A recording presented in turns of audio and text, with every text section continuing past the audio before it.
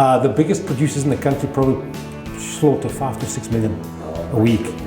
We eat a lot of chicken in this country. I see. You said you manufacture bricks. How many bricks do you do in a day?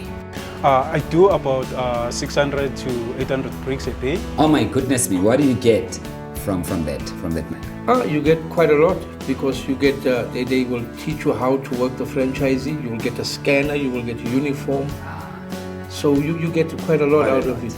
The initial funding is for the bulk breakers, the micro distributors that will have to have funding for distribution vehicles. Each micro distributor starts off with 2 vehicles and 4 salespeople, plus a refrigeration unit, which can be the size of this house or a 20-foot reefer container, depending on the area.